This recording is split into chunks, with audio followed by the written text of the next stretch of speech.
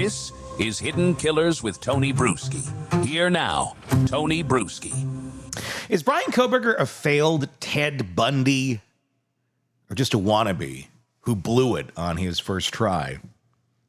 In this segment, we take a hard look at the psychology, the planning, and the outcome of the Moscow murders through the lens of someone who's actually profiled real killers.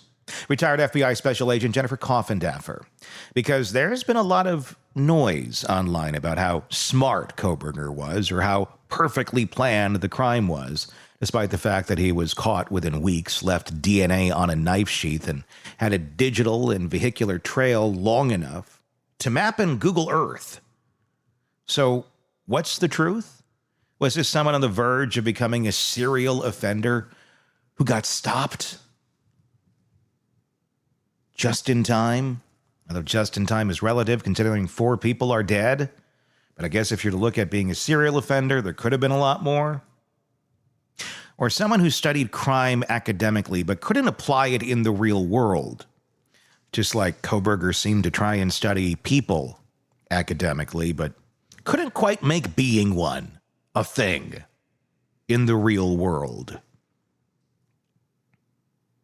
We're going to get into some of those pre-offense behaviors, things like reports of someone watching the victims from the woods, tampering with doors, the uneasy feeling some of the roommates had before the murders.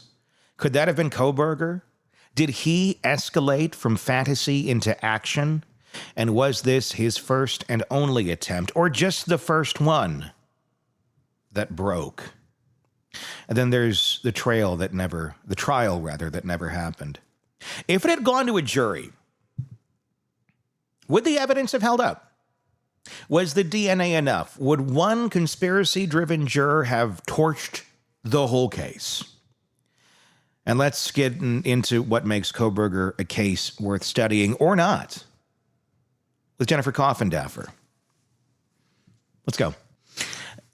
Is there a lot to be learned from Bryan Kohberger, I guess is the question, because it does seem he fumbled this thing up pretty well. The killers we're talking about there, Bundy, BTK, you name them, they had reps. They had a track record. They were able to get away with their crimes many, many times over before actually being caught, some for decades.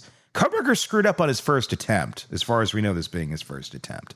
And as far as what we're learning more and more of, there were a lot of dropping the balls here.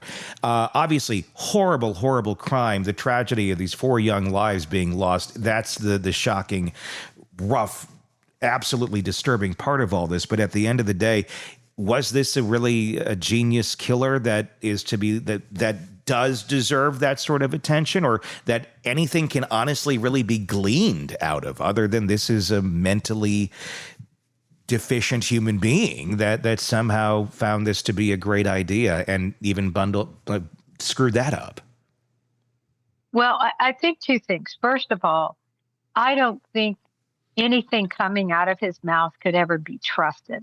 Mm-hmm. Because the statements made by people like that are so self-serving. Because in the end, he's going to want everybody just to still think he's smart and he's an amazing human and blah, blah, blah. Yeah. So that's the difficult part, that even if he does interview, it's on his terms. And, are we really going to believe him? Yeah. But to your other point, is he even worth it? Yeah. I think he is worth it because he planned this forever. Mm-hmm. And did he do any other burglaries? We know he didn't do any other murders, but did he do any burglary type? What all did he do in preparation for this? Ted Bundy was a prolific burglar, peeper, stalker, if you will. I call it surveillance type. Before he ever committed his murders. I agree with you. They did murders, so many more, and for such a long time to be so prolific. But he was really, I think, one in the making, and he's going to be around probably 50 years. He's so young. Yeah, he definitely is. When we're talking about profiling, we're talking about some of the behavior prior to the crime. There's a lot of things that have come out there, but we don't necessarily know if it was him, considering we know what actually took place eventually, one would lead one to think possibly it's him, talking about the house itself, the door tampering, the girls feeling uncomfortable, some of them spotting people off in the distance, watching them. Do you think that was Kohberger that was involved in any of those incidents pre the murders taking place? I think it really is possible. I don't know about the door being ajar. It seemed like, we know people were going in and out of that house often, especially on weeknights and things. And, I'll never forget that scene where the house is packed with people and not one person who lived there was there. So it was, party central. So I'm not sure about the door being ajar, but I tell you, that spooky description of somebody watching, them looking over it.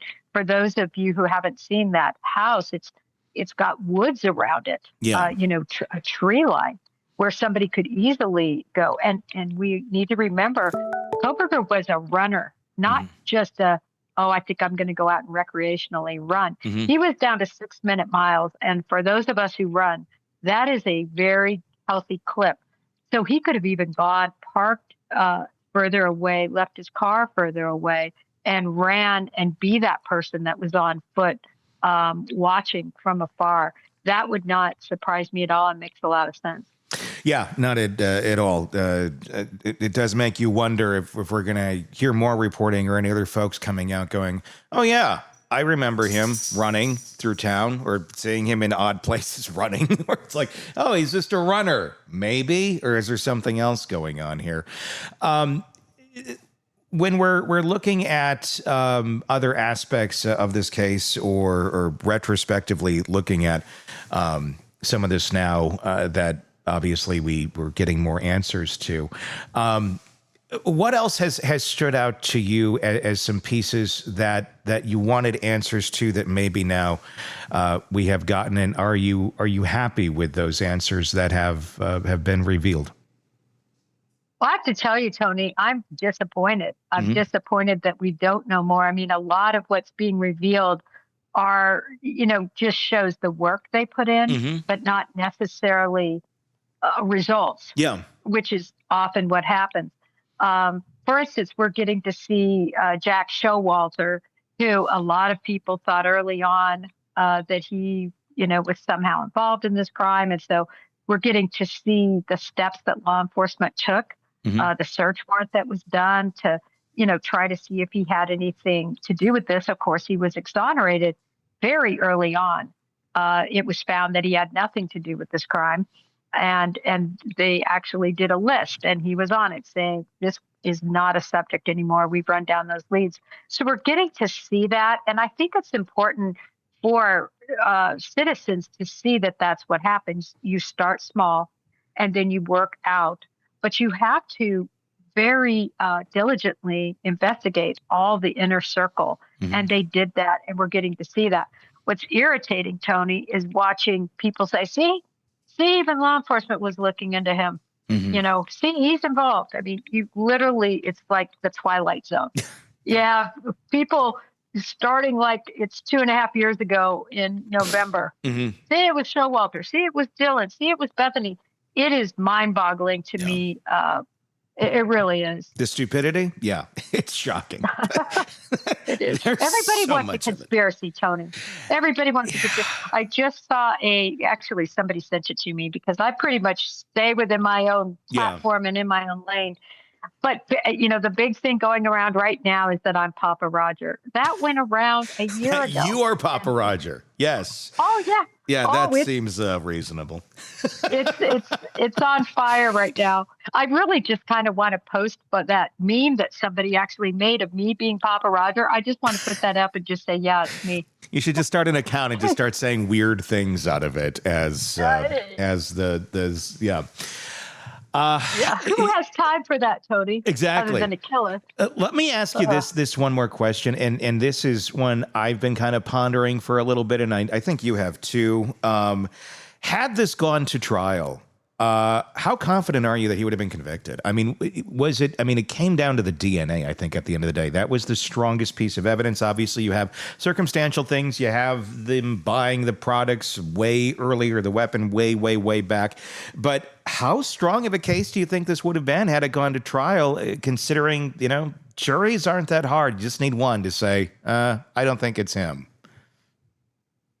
I think it was a very, very strong case based on those three pieces, right? It's always been based on the car, leaving the scene, the Willanta video, all the video footage combined with the cell information, including the fact that he turned his off, combined with the information from, them finding him with gloves on, digging around, trying to make sure his DNA wasn't found anywhere.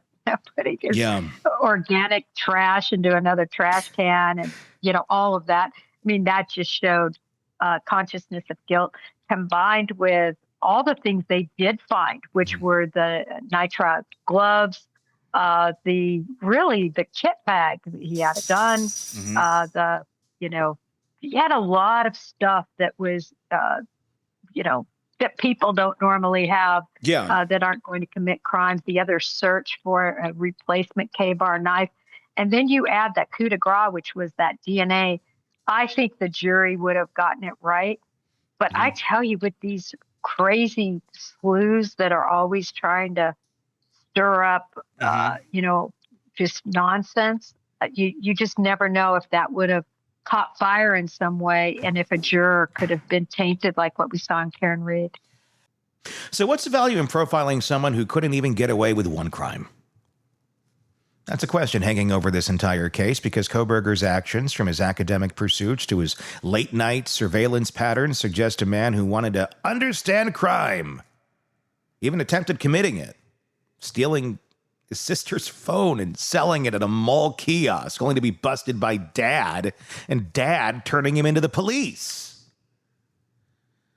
This isn't a genius mastermind, kids. This is a guy who got away with a crime for a short period of time, and then all the evidence started piling up because he had no plan other than he likes looking at stars. His execution showed someone who couldn't manage the fundamentals of hiding a crime. Jennifer made a key point. The real takeaway isn't that he was brilliant, it's that he was obsessed.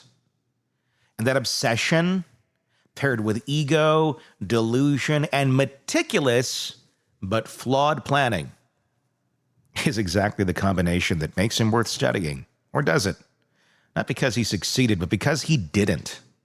It doesn't make him very remarkable in terms of infamous serial killers. He was caught pretty much right away. He didn't become a serial killer in the sense of going from one place to another and pulling off his crime in infamy for years. The moron got busted right away.